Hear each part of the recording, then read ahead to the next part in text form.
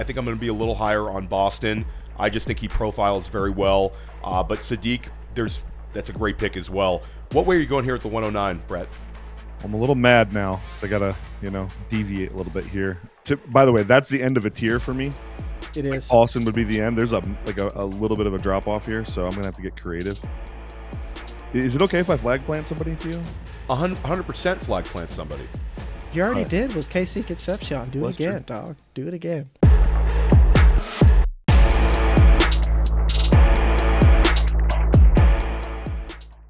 Redraft ends, but Dynasty is life. I'm Theo Greminger. Welcome to Dynasty Life. I had to go to the mattresses today. The final rookie mock draft before the Senior Bowl.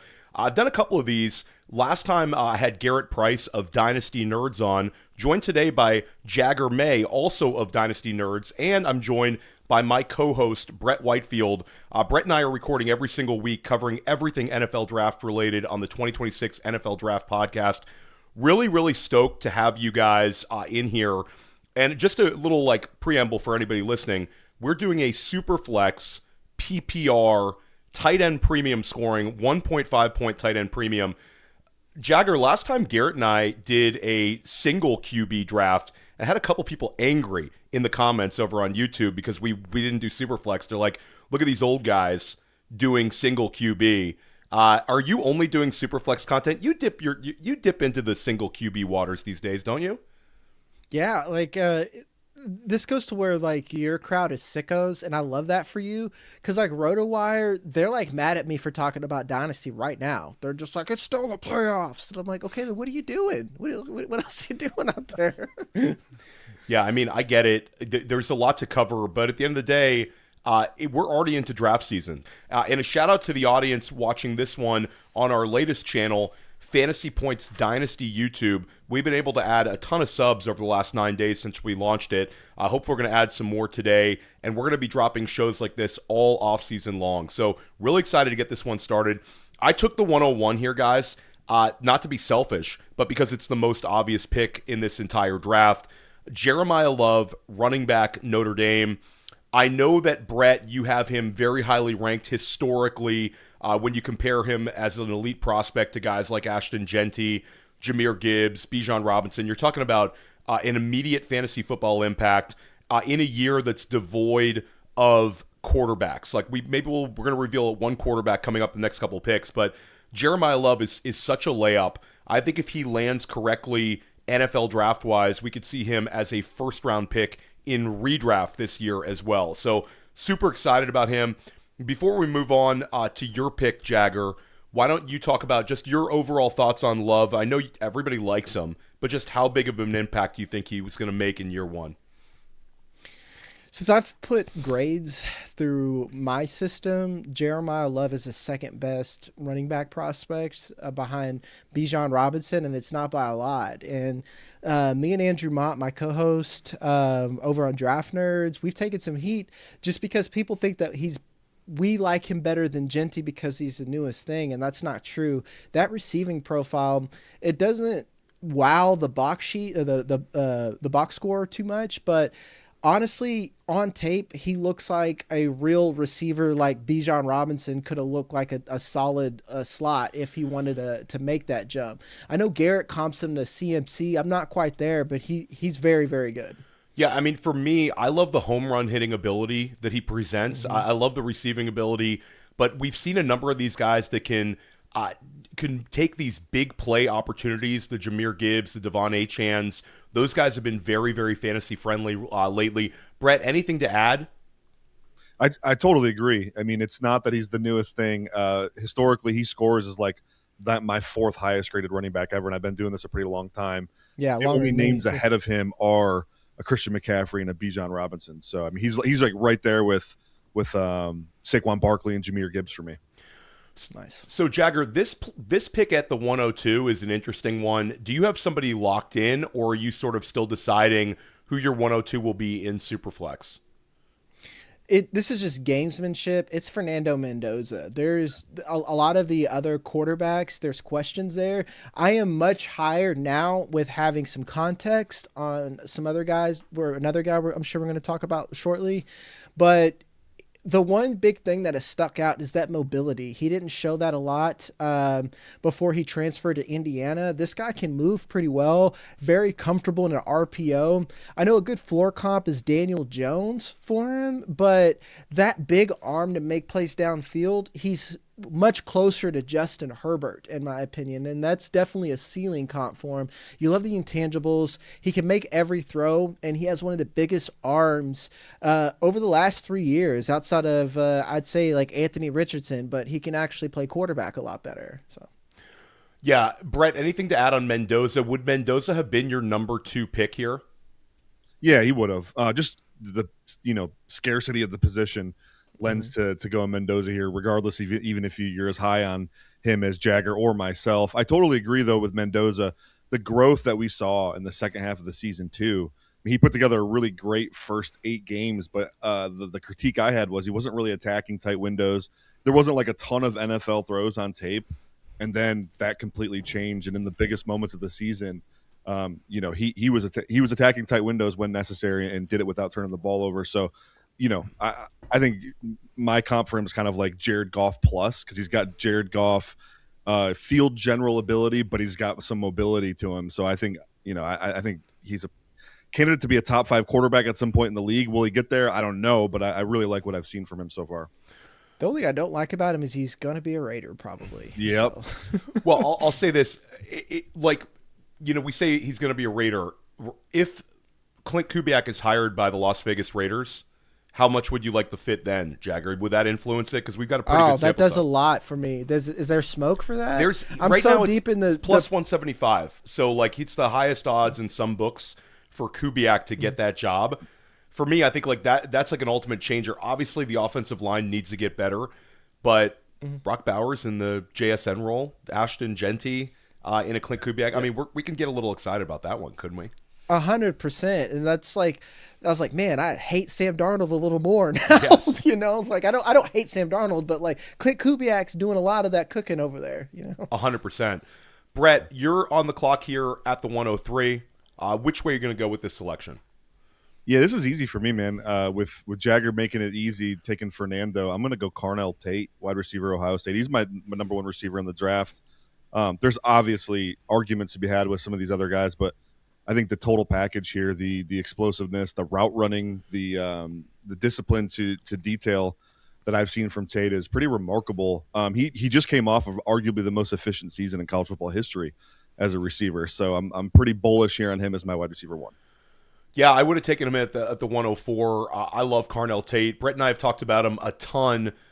Jagger, without sort of revealing your next pick, is Tate your wide receiver 1 in this class, or where do you have him?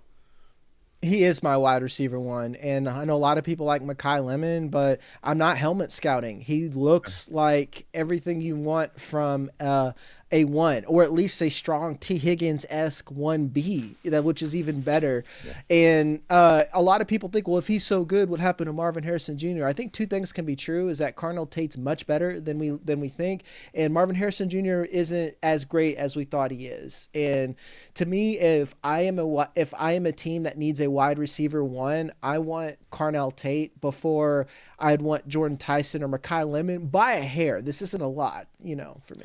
Yeah, and I'll say anybody out there choosing to fade Ohio State wide receivers because of the struggles of Marvin Harrison Jr., that's going to be bad for business with your Dynasty roster, because they've got a ton of guys in the woodwork. And I think Carnell Tate can come in and make a huge impact in year 1. Brett, we've talked about maybe the New York Giants potentially taking him. I think the Tennessee Titans, Cleveland Browns. So I think there's multiple teams inside the top 10 that could pull the trigger on Carnell Tate. So the draft capital is going to be excellent. Chance to make a big impact in year 1. I would have taken Tate here at the 4. I think Makai Lemon is absolutely in play, but I'm going to go with Jordyn Tyson. Ultimately, I think Tyson's going to have a little bit better locked-in draft capital. I think Tyson profiles like a wide receiver 1 at the next level. I know there's been a couple of injuries in his profile, but I still think that there's enough with him that he's going to be selected somewhere inside the top 15 overall picks, but I do think he'll be the 2nd wide receiver off the board behind Carnell Tate. So I'm going Jordyn Tyson, Arizona State, with the 104. Jagger, anything to add on Tyson before you make your pick? slightly lower than some on him. And a lot of that is the injuries, and some of it is he's somewhere between Jordan Addison and Malik Neighbors. And I know that's a vast valley, but some of the things that are on his tape are slight red flags, but you can't deny the upside. And Brett, I know you've talked about, you sort of disagreed with me a little bit on, at times, where I had him enthusiastically with like where the draft capital is. Latest mock draft, where do you have Tyson? And you don't have to be exact, but a ballpark range of where you have him landing. Yeah, I think so far through the process, my thoughts are he's probably a top 12 pick. Oh, great. But I agree more with Jagger on this, by the way. There's some things in the tape that are concerning for sure. And how about the injuries? Because it's not like the same injury over and over again, but there's been like a multitude of injuries. You think this is going to be a red flag for certain NFL teams, or just we're going to see what the physical has? It could be. I'm real curious to hear what we find out at the combine, because that's going to tell a lot of the story. I'm not a doctor. I can't predict injuries. I have an adjustment for it in my scoring system, but it is what it is. Well, I don't even do that much, so that's good for you. Jagger, let everybody know what you're doing this time of year over at Dynasty Nerds. Well, we just launched our brand new channel, Draft Nerds. I'm basically full-time in the draft trenches right now. I'm over there with Andrew Mott, Garrett Price, Jared Wackerly, and like you've mentioned, we've got our own, nerd score over there. I even have my own scoring. We try to take this seriously, and we're even trying to expand not just from the fantasy element, but we're going to be talking, like if you're into sicko stuff, a D lineman, offensive lineman, whatever, we want to be a full-blown draft show. So very exciting year, because like Brett, you kind of said it, this is a very weak class on the fantasy front, but D lineman and offensive lineman, it's pretty salty, and I like it. And Brett, we are rocking and rolling with our podcast. What else do you have going on in terms of content for the NFL draft? Yeah, so my draft guide, it's going to come out mid to late February. I'm going to try to get first release before the combine this year. That is the goal. And I'll write up throughout the course of the process. I'll get over 200 guys written up in there. And I'll lean to the fantasy side of things, but I also do sicko mode with the O-lineman, D-lineman, DBs, linebackers, you name it. And then over at First Read, my podcast with Joe Marino, we'll be breaking down more of the nitty-gritty O-line, D-line stuff. So if you do want to get into that, I also do that as well, where over here we'll be covering more fantasy-relevant players. So we're recording this a few days before the start of the Senior Bowl. And guys, we know that by Tuesday afternoon, there's going to be one or two players on the roster, fantasy football wise, they're going to have a great day one, and the steam and the momentum will start there. I remember last year, Brett, we were just sitting there and watching Elijah Arroyo and Jalen Noel. Those guys locked themselves into day two draft capital, with Arroyo going in the second round. Jaden Higgins had a big day one. The year before, the talk was sort of the Ladd McConkey, Marshawn Lloyd. Both those guys sort of locked themselves in. Jagger, when you look at this roster, who's a player that you think is just going to really help themselves in Mobile, and people maybe will be a little higher on, maybe this time within 2 weeks from today? Mike Washington Jr. from Arkansas. This is not me just being an Arkansas fan. His tape pops, and it shows someone who was brought down by just a poor program. A lot of that, Taylon Green just never would check down, would always take things with his leg. But when you look at his size and speed combo and what he can do in the passing game, very soft hands for someone of that size, and the big play potential even with that size and speed, he's someone who can go in right away in the Senior Bowl, show that he could consistently win and make plays, particularly in the passing game, because we saw like Marshawn Lloyd, a lot of these running backs make a name for themselves by running routes and whatnot, showing that they can be a receiver and effective on third down. And that's stuff that, especially in a weak running back class, can sneak you into day two or very early day three. Yeah, if you want to hear Brett and I, as well as Thor Nystrom's thoughts on Mike Washington, we all had him pretty highly ranked inside of our top 10 players heading into the Senior Bowl. Really an interesting profile. Buffalo, New Mexico State, then gets in the SEC. He's got the size and catch the ball. Love that you're on him as well, Jagger. Brett, people can tune in to hear your thoughts, but why don't you share another player that you think is going to help themselves on the offensive side of the ball? Yeah, I think I got to go with my guy, Elijah Sarratt, Indiana wide receiver. If we get him in the drills, we'll see. Coming off the natty, sometimes these guys pull out of the physical activity of the Senior Bowl, but I'm hopeful that we get him in the drills. I think the thing he's really going to sell teams on is the route running, the discipline, the physicality, body control, and just get teams getting another look at him up close and personal in practice, in the one-on-ones. I think will be big for him because he's not going to test as a freak athlete, I don't think. So, a place like Mobile where he does get those one-on-one opportunities against the best senior corners in the country, I think it's a really good opportunity for him to establish himself. I'm going to have a first-round grade on him, Theo. I don't necessarily think he'll go in the first round. I think he might be a round 2 kind of guy, but Mobile's the place he's going to solidify that for sure. Yeah, I think that's a great name. I could go in a number of directions here. First off, I'll sort of piggyback on what Jagger said. There's a lot of collective hate in the Dynasty community about the depth of this running back class. I think the running back class is going to gain some value in Mobile.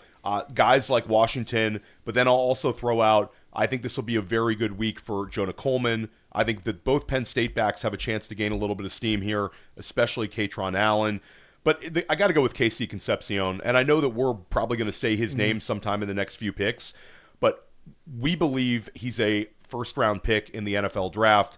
Jagger, I know you're very, very high on him as well, and I think he's just going to be completely locked in down in Mobile, really separate himself from the pack, and really heading into Indianapolis, I think Concepcion's going to have a ton of steam.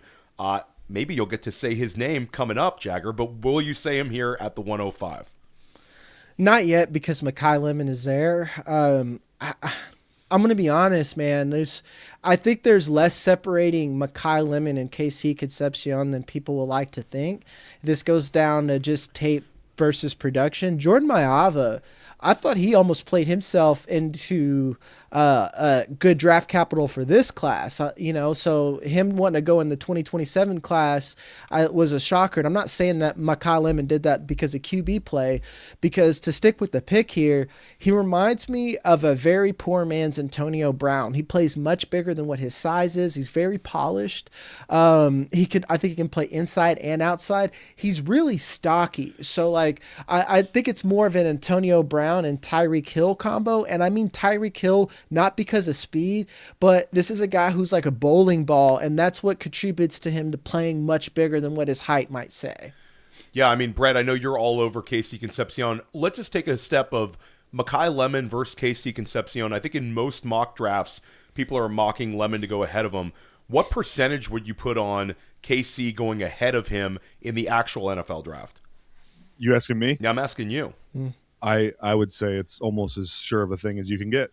Well, there you go. And have I found my people? We are all over him, and also there's anybody who's been watching Brett and I'm a lot higher on Makai Lemon than Brett is, but I have months and months and months to break him down, Jagger. You know this, when you podcast with somebody multiple times a week, I have a chance to break him down and really get in his head here. So Brett would not have taken Makai Lemon at the 105. Who are you going to take at the 106 here? I'm torn between two guys. I think I'm going to have to go with KC Concepcion, though. Yeah, because I would take him. Now I'm mad. Yeah.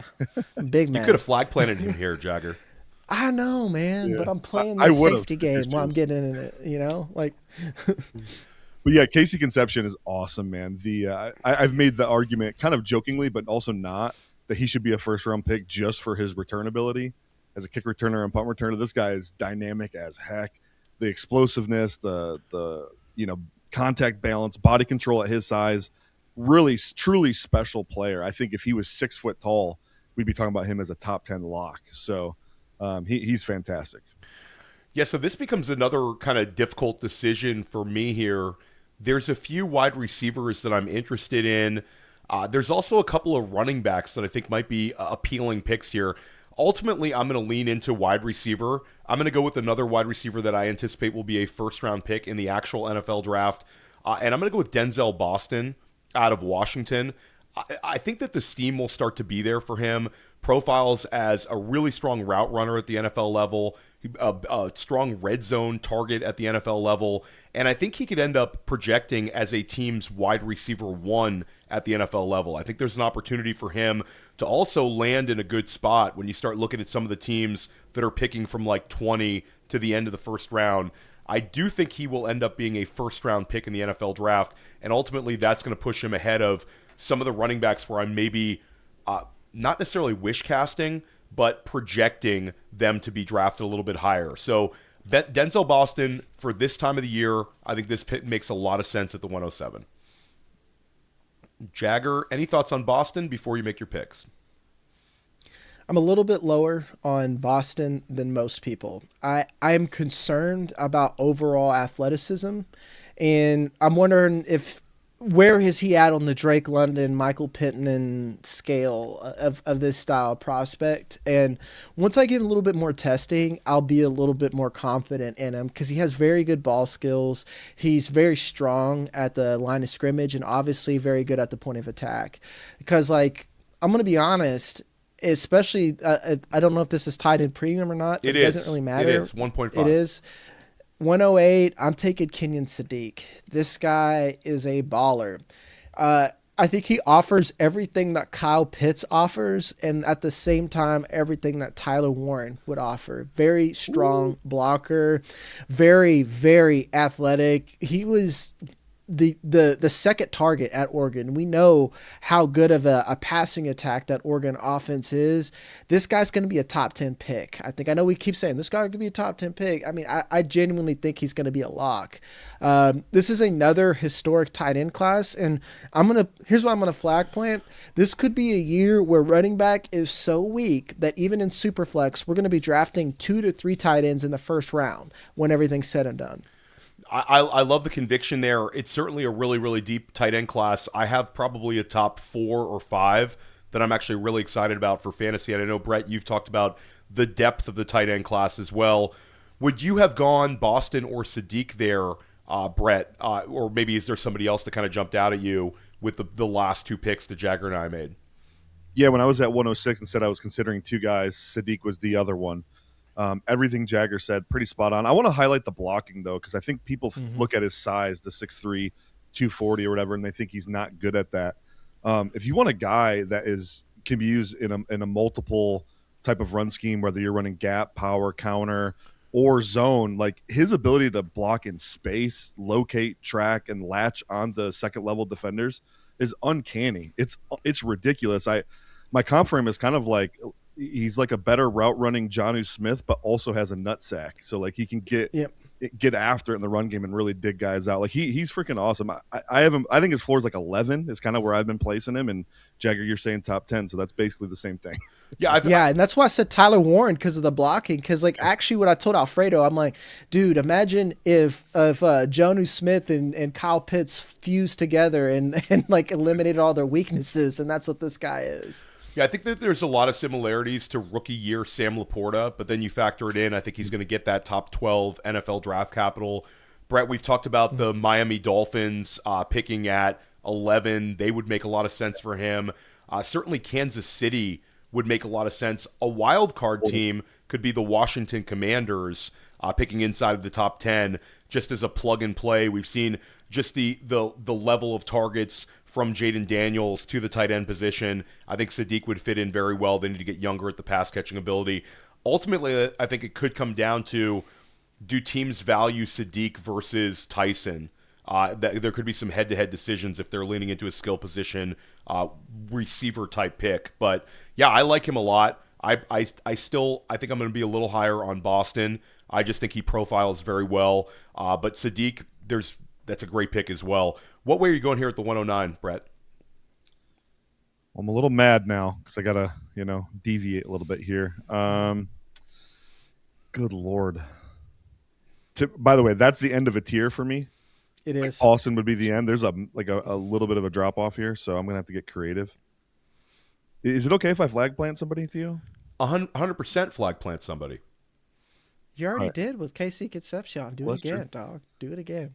I'm gonna go with my guy Elijah Sarratt. So, Go for it. Oh wow, that's a big flag plant. yeah, that's a big flag plant, right? I love him. I'm gonna have a first round grade on him. Typically, not to toot my own horn, but I haven't been wrong about stuff like this. So I'm not saying he gets top 32, but I think he'll be a top 50 pick for sure. And if he lands in the right spot, we'll absolutely be scooping him up here at the end of round 1. Love the conviction on Sarratt. There's been some Sarratt doubters and faders coming into the mix. Brett, you've been steadfast with where you think he's going to go. I think ultimately he's going to be a top 40 pick in the NFL draft, so the draft capital, I think, will support it. We love the story going from St. Francis to James Madison to Indiana, making a big impact. A lot to like about Sarratt, and I think the draft capital will support it. Okay, I'm OTC at the 110. I will take one of the members of the much maligned running back class right here. I'm going to take Jonah Coleman out of Washington, who I anticipate will have a strong Senior Bowl. I worry a little bit about the speed here, but I think he projects as a 3-down back at the NFL level, built sort of like a Doug Martin. I really like his ability to catch the ball out of the backfield. There's a lot to like about Jonah Coleman's profile. Can he run in like the mid 4.5s? I think so. Compare him to maybe a David Montgomery type at the next level. I know people are kind of all over the place into where they're projecting him, but I think ultimately, guys, after talking to people I respect like Brett, Thor Nystrom, when it comes to the actual NFL draft capital, I think we're looking at a top 50 pick. So it's going to be reflective of a player that I can take here at the 110. If he lands well, has a chance to take on a little bit more of a bell cow type role than maybe some people are anticipating. So I'm going Jonah Coleman at the 110 right now, RB2 in the class for me. I think I agree with he's a very safe pick. Always moving forward. I like this tape a lot, even if he would have came out last season. I think it was a good decision to wait just because it was so deep that he's going to get that better draft capital now. And he has competent soft hands. Like, he's not doing stuff downfield, but if he could catch a dump off, you can rely on him to make a play. So, and would that have been your selection at the 111, Jagger? Yes, yeah, that is because we're in another tier here. Well, I love sniping you. So, yeah, what way do you go from here? Now I'm deciding if I want to reach on a guy that I think is going to. I'm going to reach. I'm going to take Emmett Johnson from Nebraska. Emmett Johnson, this is positional scarcity, and I like other receivers here, but I think that depth, I'm going to be able to get someone good at the 202. Emmett Johnson, one of the best, he's the second best receiver in this class as far as running backs go. A little bit smaller, very, very good playmaker. He's someone that translates right away into a third down role. Whether or not he's going to dominate touches in the backfield, I don't see that, but for PPR and for fantasy, this is a guy that's going to have a good job and a role in the NFL with lots of upside. No, I mean, I think it's a great pick. He's certainly in the mix at the running back position. Really strong numbers over at Nebraska. Brett, your thoughts on Emmett Johnson? Yeah, I really like Emmett Johnson. That's who I was going to take. In fact, at the Sarratt pick, that's who I was going to go with. So if I didn't go Sarratt, but yeah, I mean, the third down package is there. He kind of reminds me of a little bit of Bucky with a little bit more gas. Mm-hmm. I don't think he's like the most explosive guy in the world, but I think he's got a little bit more burst and acceleration. But field vision, field vision's excellent, and the pass down work is great as well. So. Which way are you going here at the 112, Brett? I think I got to attack the running backs here because we're getting into scarce territory. Yeah, absolutely. I might go running back at the 201. Yeah. Oh, he's taunting me now. I'm going to go Notre Dame running back Jadarian Price. There you go. I'm probably not Price's biggest fan, but given the scarcity of the position, just the lack of receiving work at Notre Dame is really wild. So I know Jeremiah Love's so good at it, so you can't really knock him for something he wasn't really asked to do. But I kind of want to see this guy in some pass-catching drills and some one-on-ones. Hopefully we get that opportunity at the Combine. But, yeah, I'm going to go Jadarian Price here. Yeah, I think it's a really good pick. I would have gone Jadarian Price. I think the draft capital will be there. I think he's very, very talented. Profiles as a guy who should be the leader of a committee in a good way. I think he could end up being a high-value touch guy at the NFL level, and definitely overshadowed by the fact that he played with the draft's best offensive talent with Jeremiah Love. So I think that's a great pick. I think both the last two picks are good. Do I push a running back in here, guys? I think I do. And I'm going to go with my guy, Kaytron Allen, because I think he's going to rise up. There's a chance here that I'm taking a 4th-round NFL draft pick, but I think ultimately after the Combine and I think ultimately after the Senior Bowl, Kaytron's going to do enough to be selected inside of round 3. And I think he could end up being an opportunistic bell cow running back at the next level. Really a powerful back. The counting stats at Penn State are ridiculous. Was able to contribute as a freshman there and was able to put up a ton of strong numbers playing next to another guy that we anticipate is going to be drafted also relatively highly in Nick Singleton. So I'm going to go Kaytron Allen, flag plant to start us out in the 2nd round. Jagger, quick thoughts on Kaytron. Are you are Kaytron or Singleton? Neither. I don't really. I don't like their game, and for the sake of time, I just don't think they're very polished. But they're very athletic, and that's not saying I won't have them. But I'm just going to go ahead and give you my pick. It's not even a question. I would take Eli Stowers right here. Eli Stowers would have been the tight end 3 for me in last draft class, which was very good. The usage at Vanderbilt was insane. They spread the ball around a little bit more this season just because they got a lot more talent. But they use this guy running the ball. He's a solid blocker even despite his diminutive size for a tight end. Used him all over the field. To be honest, his usage reminded me of Harold Fannin, but in the FCC, and that matters. This is a guy that I think is going to live in the slot and be a team's top pass catcher or top 2 pass catcher right away, and I'm going to be very, very aggressive targeting him. Ton of athleticism, a converted quarterback. Stowers is my tight end 2 right now. Brett, your thoughts on him?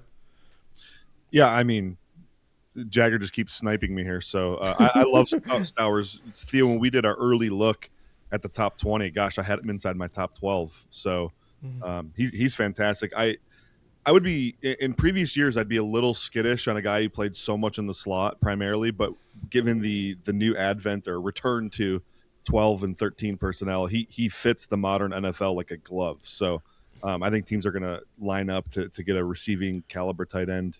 That pretty much can do it all. And the chances that he ends up being a back-end first-round pick in the NFL draft, Brett?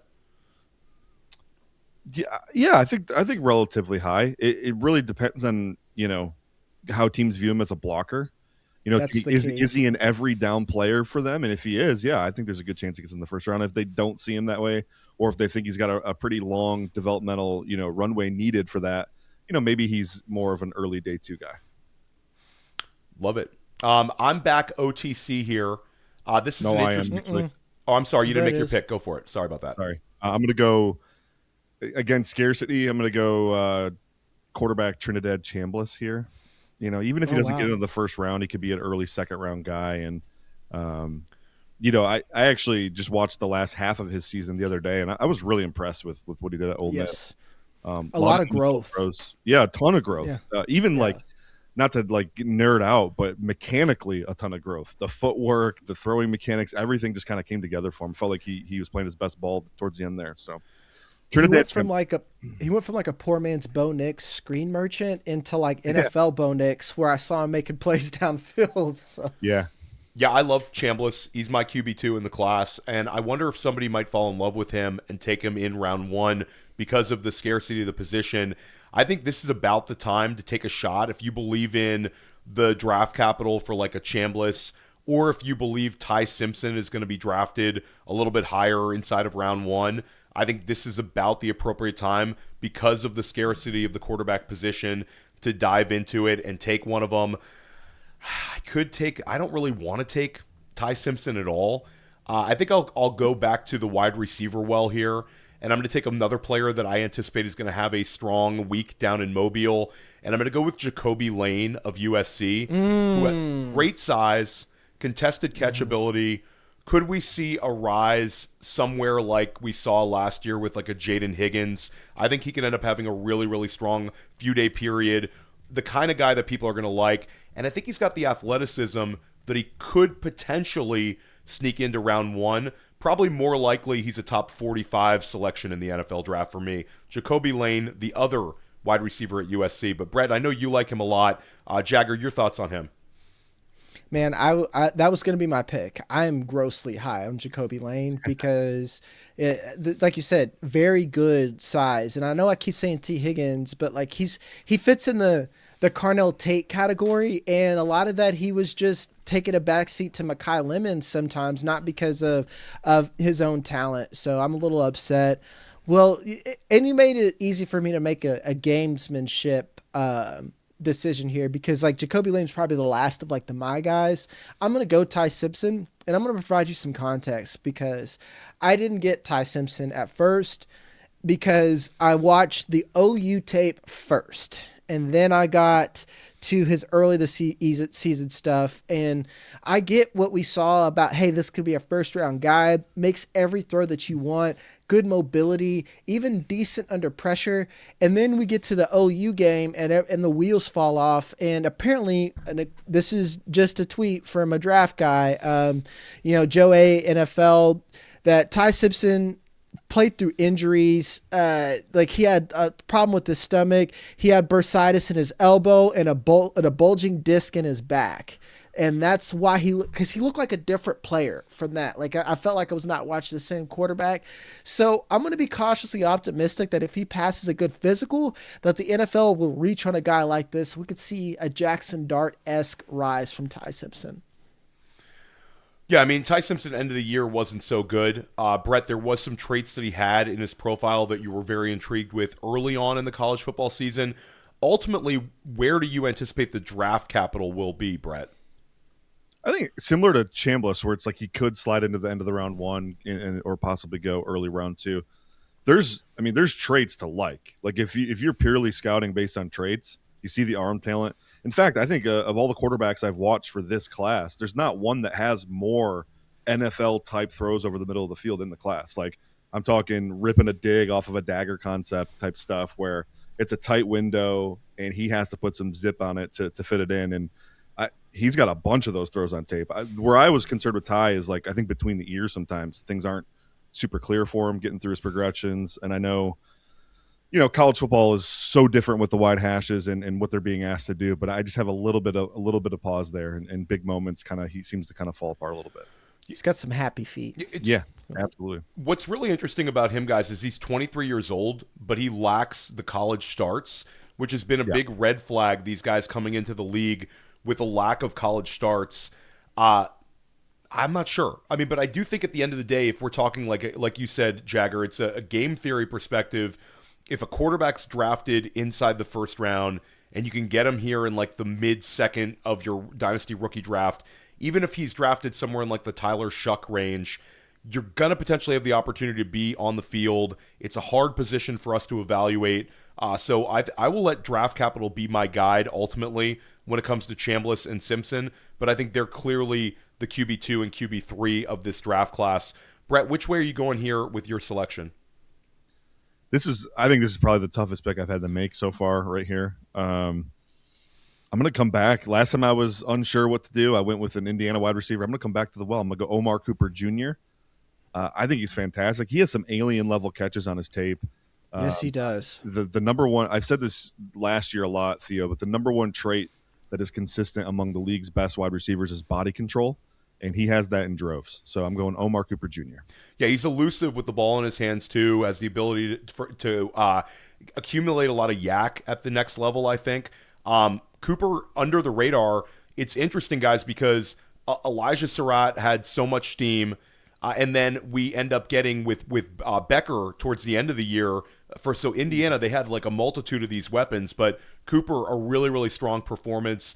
That Penn State game, making that catch, probably the catch of the year in college football. So ultimately, Brett, Cooper, where are you projecting him draft capital-wise? Day two, hopefully second round, but day two for sure. So here for me, I'm going to make another pick that I don't think Jagger will like much, but I'm going to go with another Penn State running back. I'm going to go Nick Singleton here. A little bit of prospect fatigue, a lot of hate in the community, but this guy had some really, really strong performances early on in his Penn State career. Probably his least impressive year was his last year there, but ultimately Singleton is going to test extremely well very, very athletic, and he has the ability to catch the football at the next level. Showed that at Penn State. So I'm going to go Singleton here, a guy who needs to have a good Senior Bowl and a good combine to get back that momentum that we had for him last year.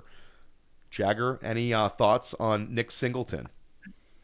A copy and paste what I said Okay, about there we go. Allen. Yeah, Not on the Penn State running backs. Who are you on here at the 208? Chris Brazzell the second. I really like the upside from him. And even though Joey Aguilar fell apart there in the back half of the season, this is the best wide receiver I've ever wanted to draft out of Josh Heupel's Disney offense. I hate his offense. And now that they had Aguilar and Chris Brazzell, I felt like they could actually run something that felt like NFL concepts.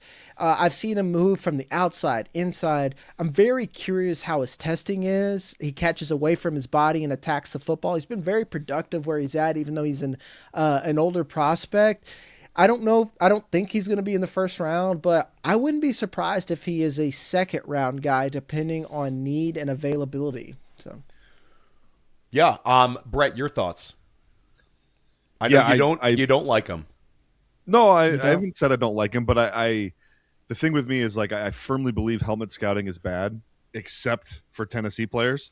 And so I'm just a little concerned. I do agree with Jagger, though, that they definitely added some wrinkles to their offense this year that were a little bit more NFL ready. And I like what I've seen. Like, one of these guys is going to hit eventually, you know? So, but he's going to have a ton of BMI critics, guys. I think he's like 6'5", 190. Is what I've heard, what I've been told. So that's kind of scary. But yeah, I'm actually shocked that Jagger May is taking a Tennessee Volunteer after last year having my Dylan Sampson talks with you and talking about just the question marks about this offense translating to the NFL level. But hey, when it comes to Chris Brazzell, he might end up being a first round pick in the NFL draft. We know he's athletic, so we'll see where it goes. What way are you going here, Brett, at the 209? I think I got to get the ACL tear discount here, and I'm going Chris Bell, Louisville wide receiver. He's awesome. I think he's probably a first round pick if he doesn't tear his ACL. So I'll gladly take the ACL discount here at 209. Yeah, I 100% was headed in that direction. Love Chris Bell. I wonder how much the injury NFL teams are going to hold it against him, considering it was also towards the tail end of the season. But hey, he was awesome for Louisville this year. Put up huge numbers, and he put up huge numbers in big games. That Miami game, there was a stretch of games there, Brett, when we started covering these prospects where he was just ripping and running, putting up 100+ every single week. So Chris Bell, he averaged like 170 yards a game against ranked opponents. Jagger, where would you have been on Chris Bell if he had not torn the ACL? Like, where do you think he probably would have ended up for you rankings wise? Probably a little bit higher because he's one that I haven't put like actual scouting eyes on. You know, I've watched like Louisville games, but my co-host Mott super high on Chris Bell, and from what I've seen, like you said, the guy's got the goods to where you draft him because he has traits that you can't coach. And like you said, it's so significant, the amount of yardage he's put up against ranked opponents. So I would feel a little bit better than him than like some of these running backs have pushed down wide receivers that I'd rather have, basically. So, yeah, I mean, Chris Bell has some squint and see some A.J. Brown in his profile. So that's literally, yeah, I didn't say it. You said the word. I was going to say A.J. Brown. Brett corrected me, like Brett, you corrected me a little bit on that one. And I noticed I said squint and see some A.J. Brown. I'm not saying he's the next A.J. Brown. I like that you've added that wrinkle. That makes it way more, digestible to me. So there you go. There you go. I'm going to go flag plan here at the 210. You guys took Eli Stowers and talked about how good he is. One guy that I think could end up being a top 50 pick in the NFL draft that's going to be down in Mobile is Justin Jolie of NC State. I think he's really good. I think he's a move tight end. Brett, you've had concerns about the size, but I think ultimately he's going to be about 6'3", about 250. UConn to NC State was a transfer, looked good for both schools, and I think he's going to end up projecting as a player that we really, really like for fantasy football. So I'm going to go Justin Jolie, my tight end 3 off the board here at the 210. Back to you, Jagger. That's one I don't know nothing about, but he's on my list. So very excited to get there. I kind of almost want to go tight end. This is now I'm at my hardest pick right here. Because there's running backs that I feel like I'd be reaching on a little bit. You know what? I'm gonna flag plant here. I think Michael Trigg is my tight end 3. Michael Trigg, Baylor used him as a big slot and some pretty egregious route scheming. He's very good at the line of scrimmage. He's got nice size. He's got athleticism. The full route tree just wasn't always on display because they kept using him on slot fades, very inefficient stuff, but he made plays. And a lot of those spike weeks that you see are what you want out of a tight end, where you're getting a lot of those big touchdown weeks, and that's what you want out of a tight end. Yeah, I love Trigg. I really wish he would have come down to Mobile for the Senior Bowl, but he's another one of these classic move tight ends and another player that I think will end up going somewhere in that second round, early third round, somewhere between like the Elijah Arroyo draft capital and the Harold Fannin Jr. draft capital makes sense for Trigg. I mean, crazy good tape this year for Baylor. Brett, where are you at the 212? I'm kind of stuck again. You guys are taking up all the tight ends here. Oh man, I would have taken someone else. I can't believe I didn't. Never mind. You want to tell me who so I can go ahead and do it? Nah, I'll let you keep it in your back pocket. I think I'm going to take him with the next pick though. Oh, really? Somebody that obvious? I don't know if he's that obvious. I think I like him more than you do, Brett, after talking to you about him. Let me just go. Oh gosh, I hate doing this because I'm not a huge fan, but let me go Max Clare. Ohio State tight ends. I think from a receiving standpoint, he's got all the chops to be a dynamic NFL player. I think he lacks we as his college is Purdue still, but I think he lacks the blocking capacity to be an every down player. But I'm going to take a risk here. He's a little Oronde Gadsden-y. Yeah. Yeah. Are you going to snipe me? Mike Gesicki is what I thought I saw. Yeah, that's a good one too. Yeah, I mean, and just for anybody listening at home, we'll quickly recap just the amount of tight ends. We've had Eli Stowers, Justin Jolie, Michael Trigg, and Max Clare all going in by the end of round 2. All right, guys, round 2 is in the books. I'm OTC at the 301. I'm going to go Jeremy Bernard of Alabama. Oh, my God. I think he's going to be a second-round pick. And I think the downside would be maybe the early third. But I think ultimately Bernard has enough traits here that someone's going to take him inside of the top 50. He's got very strong route running. Michigan State transferred to Alabama. We've seen a number of these guys who've transferred from Michigan State end up going pretty high in the NFL draft.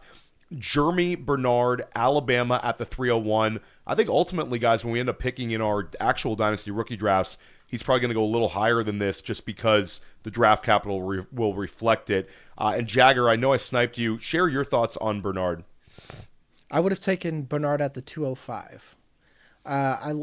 There's a point where Ryan Williams is the big guy, the big man on campus, and Jeremy Bernard ended up winning a lot of, and it could be, again, Ty Simpson falling apart, checking down, but he ended up being the wide receiver 1 a lot of the times. Very reliable, good route runner, tough after the catch. He's somewhere between Jaden Reed and Deebo Samuel, and the reason why is like he could do a lot more route running and down the field stuff that Deebo Samuel doesn't quite have, but with the size and what he could do yak wise, that's why I come that closer to Jeremy Bernard than just Jaden Reed, who's a much smaller prospect. I will add that I think Bernard, like when we get to this range of wide receiver, Bernard I think profiles for me as a wide receiver 2 at the next level. Yes. But and I think that's fine if you're talking about second round of your Dynasty rookie draft. Jagger, your OTC here at 302. Le'Veon Moss, his season was nuked with injury. He gets to the hole fast, but he doesn't, and that's not always a good thing because like sometimes he'll run into his blocker, but if the lane's there, he's a big play guy, and he's one of these dudes that has a nose for the end zone. So at this point, I want someone who I know will probably make a roster and could make an impact in the right situation. Yeah, we talked about him with Thor Nystrom another one of these interesting running backs that's going to be down in Mobile. Brett, we talked about Le'Veon Moss. He's got the track background. It doesn't always reflect onto the field. Your quick thoughts on Moss, because I know we were at that point of the show with Thor where we were kind of rushing through. Any thoughts on Le'Veon Moss, or a guy you're still evaluating? Yeah. No, I like Moss.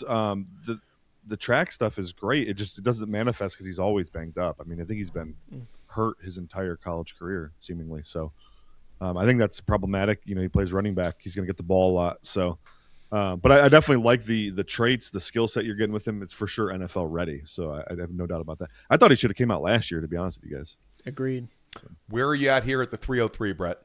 Yeah, I just want to go ahead and say I just skipped right over Jeremy Bernard. He's like 10 spots above Max Clare for me, but for some reason I totally thought we were past that point in the draft, so wasn't even looking. I'm at 303. I'm going to go with another one of my guys. Third round, why not flag plant a little more? I'm going to go Skylar Bell, wide receiver, UConn. Huge Skylar Bell fan. I think he's got inside-out versatility, very explosive. The production speaks for itself. 1,300 receiving yards and 13 tutties this year.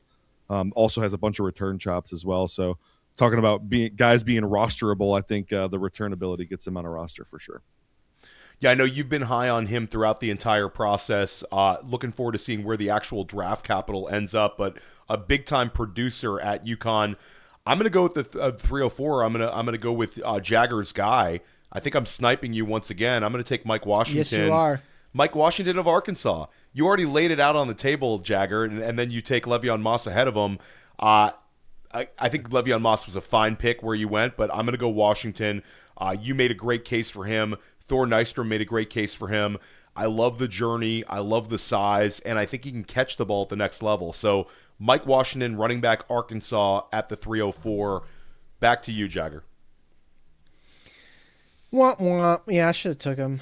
I thought I was getting, this one of those cases where I was getting cute and I lost. Now let's get in the trenches. I'm gonna take a flag plant. I love Deion Burks from OU. I loved he's probably a top 10 wide receiver for me up until he just, I don't know, like Satania took over a little bit for OU, but this kid's electric. When he gets the ball, he's fast. He's fast through his routes. He actually runs really clean routes. He's someone that I think he is who we wanted Marvin Mims to be. As far as what we wanted from an OU player, because Marvin Mims never developed as a route runner. I think Deion Burks has that, and I believe he's at the Senior Bowl. He's someone I wouldn't be surprised will be a riser.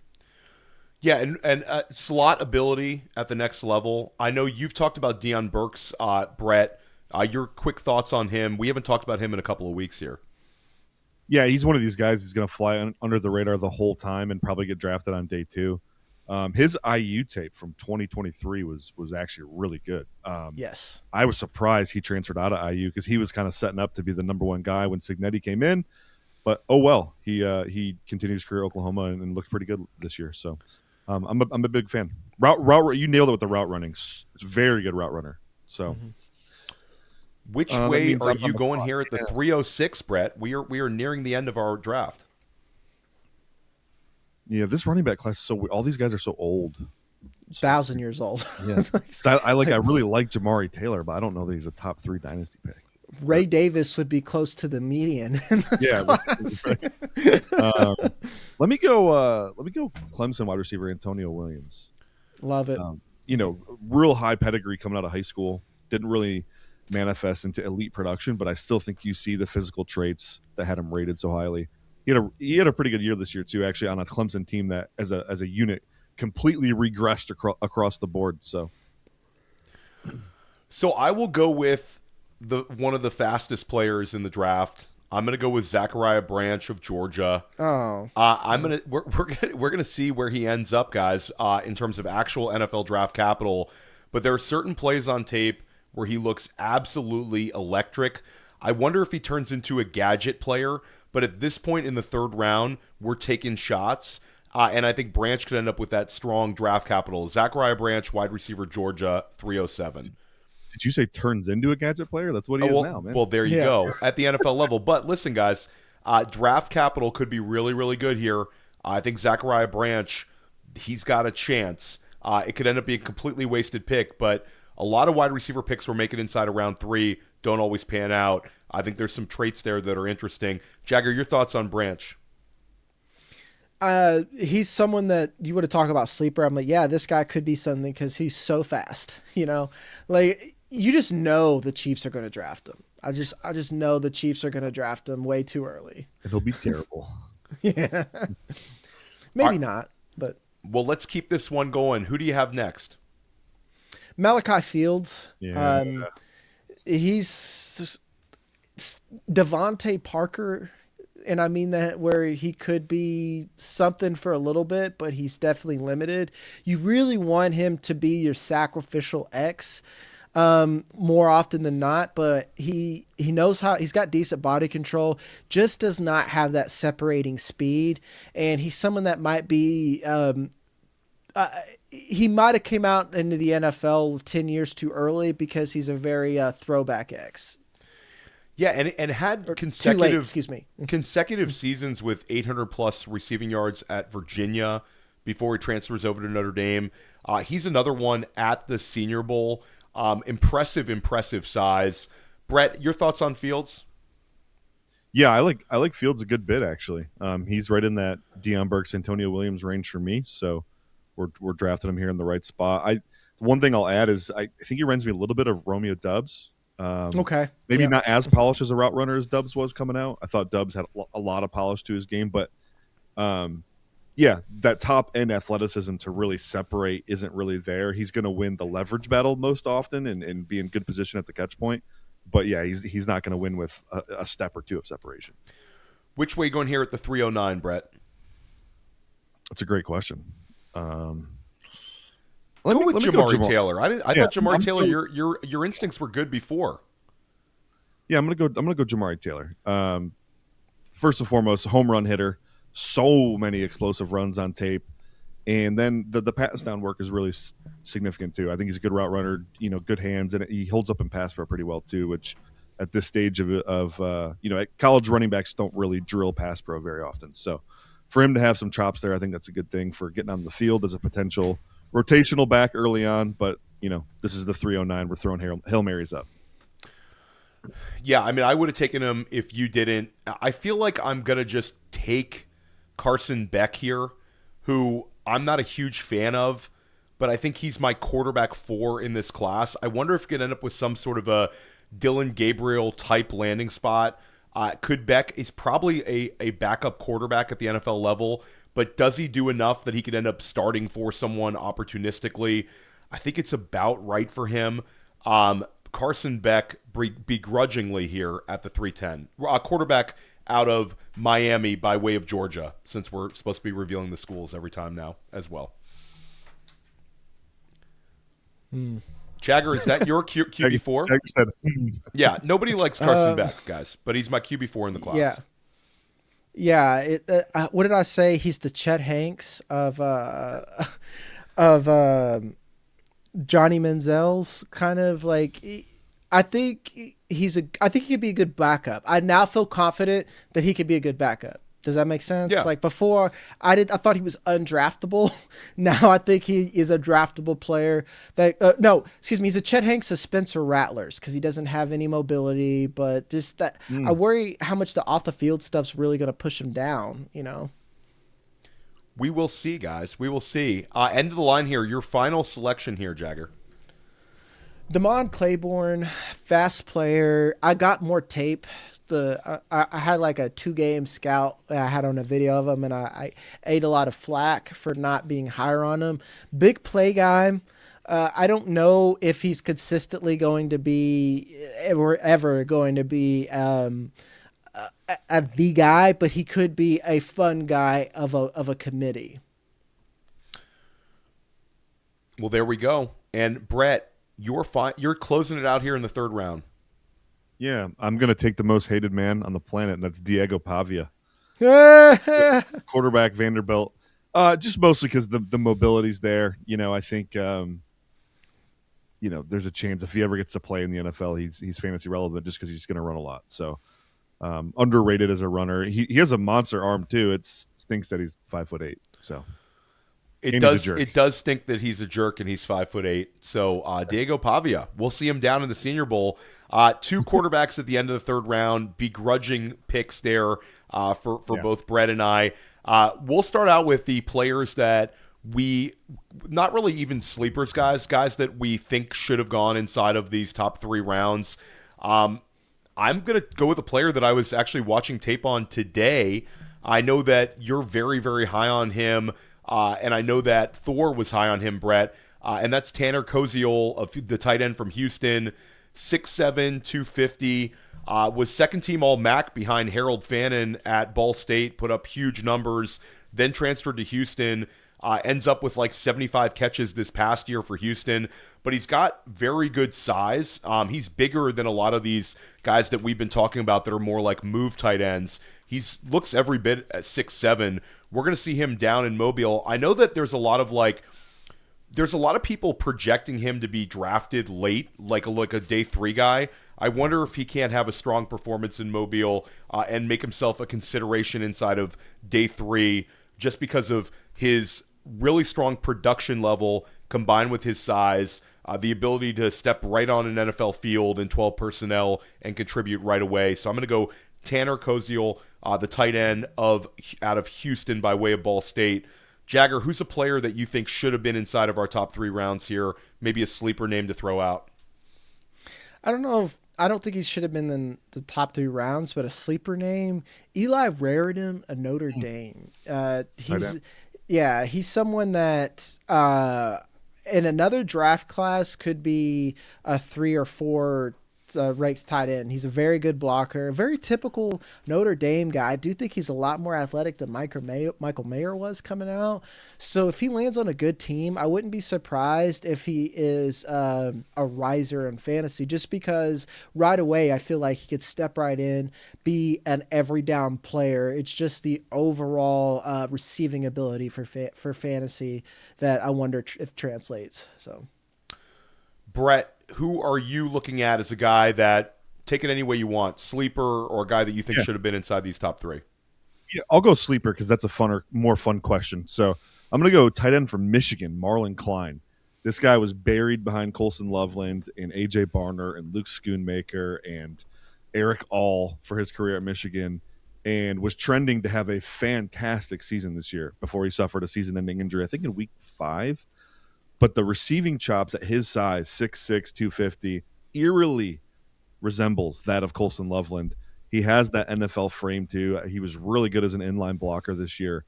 I think this guy is a very dynamic player, and I would not be shocked at all if somehow he landed on day 2 just on pure projection of the sum of the parts. He's kind of like a Ferrari. You just need someone to figure out how to put him together. German, guys, born in Germany as well. So that's also an interesting storyline. Love hearing the paths a lot of these players have taken. Interesting that we all 3 of us picked the tight end for our sleeper pick. This was a lot of fun. We covered a ton here. 3 rounds in the books. Jagger, let everybody know once again where everybody can find your work. Yeah, for like regular fantasy stuff, I do some things for RotoWire, but my big sicko rookie stuff is over at Draft Nerds. We are underneath Dynasty Nerds, which I'm on as well all the time.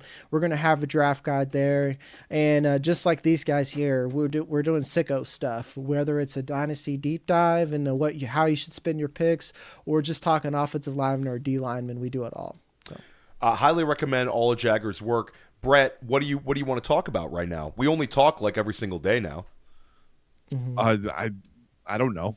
Anything. Draft. Look for my prospect guide. It will come out in 3-4 weeks. Yeah, and make sure you're checking out Fantasy Points. We have our early bird special. If you want to get a leg up on the competition heading into next season, you want to crush your off season, no better place to be than at Fantasy Points. A big shout out to the audience on Fantasy Points Dynasty YouTube for helping us grow so quickly.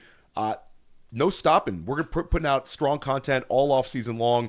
We're going to help you crush your off season. We're going to help you crush next season. And we're going to cover the rest of the NFL playoffs. We're everywhere here at Fantasy Points. We're going to see you soon.